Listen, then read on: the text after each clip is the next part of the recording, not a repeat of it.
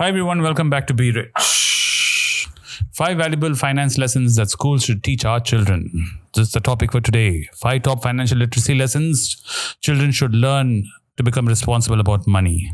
Famous Nobel laureates such as Amartya Sen and Abhijit Banerjee, who have won Nobel global recognition due to their contributions in finance economics, all hail from India.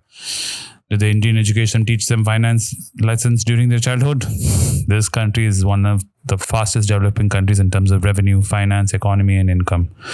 It's even reached its financial and economic zenith during the Gupta Empire.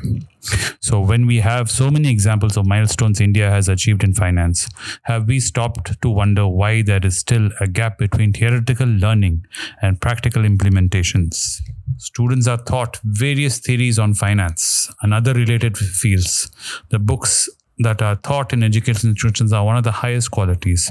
Many schools and colleges also organize lectures from industry experts to impart hands-on real-world knowledge about finance. Yet, when it comes to implementing that knowledge in real life, later in life, they struggle to manage their money when they start earning. As a result, it becomes imperative for students to learn personal finance and start practicing those lessons from a very young age. What are these 5 most crucial finance lessons that Indian education system must instill in our children? First one, value of money.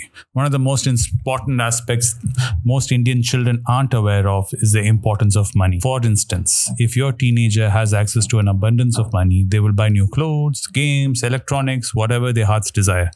You may think they're spoiled, but that's not true. It's mainly due to their lack of knowledge about the value.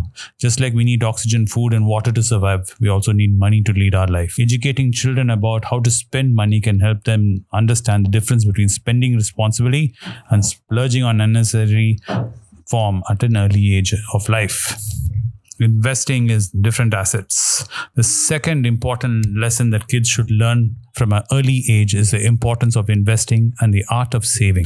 Going by textbooks, we can define investment as generating a profit by buying and purchasing something in exchange for an existing asset. This something is worth a huge sum and is always considered an asset. In early days, people invested money in banks, properties, etc. However, seeing the current market situation, these assets may not yield sky-high returns. Kids should learn about modern-day investing avenues to generate maximum profit. For example, starting a simple investment journey on any of our investment apps, investing money in mutual funds, or sipping are some of the best things people can invest to further without hassle. We should teach them about compounding, the 8th wonder of the world, as Einstein said. Apart from this, it's equally important for schools to also teach them about associated risks and strategies of investing.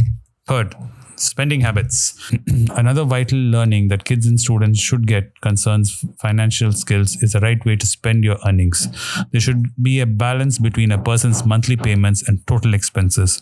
To master this art, schools should inculcate practical activities with students to help them divide their monthly expenses into 2 parts. Essential expenses. Regardless of your earning, you must pay off the direct expenses that lead you to a comfortable life. You must bear these essential expenses like utility bills, gas bills, mortgages, loan repayments, and etc. There could be school fees, tuition charges, transportation costs for the students. Secondary expenses. Secondary expenses are your wants. For example, the money your kids spend on buying a better smartphone, new stationery before an academic year, or buying food from the canteen every Friday. Kids today must be able to differentiate between essential expenses from secondary expenses. By understanding this basic definition, they can learn crucial budgeting skills. The 4th thing they need to learn, cycle of appreciation and depreciation. Money follows a continuous cycle of appreciation and depreciation. So one of the significant financial lessons that need to be taught to kids is how money can grow one moment and next its value might suffer from a sharp decline.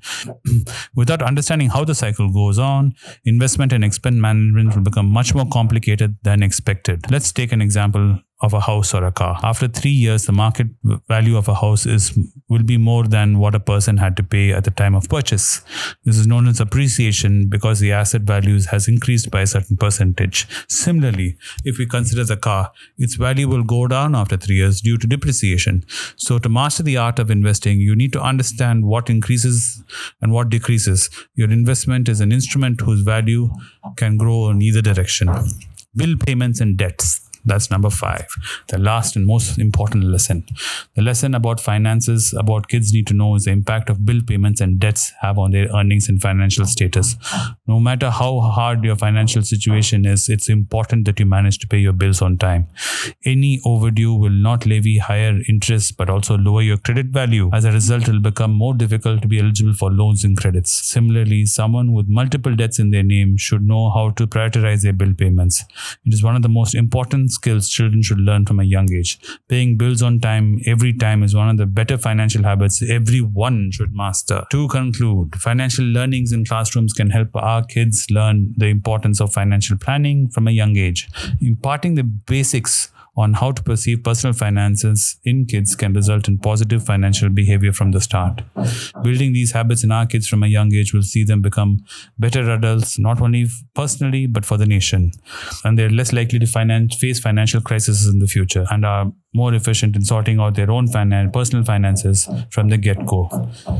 I hope you found this podcast interesting and informative as always from us. If you did like it, please do subscribe to our channel and turn on this bell notification icon so you'll be notified every time we put out some new content just for you. Thank you for joining me on the podcast today.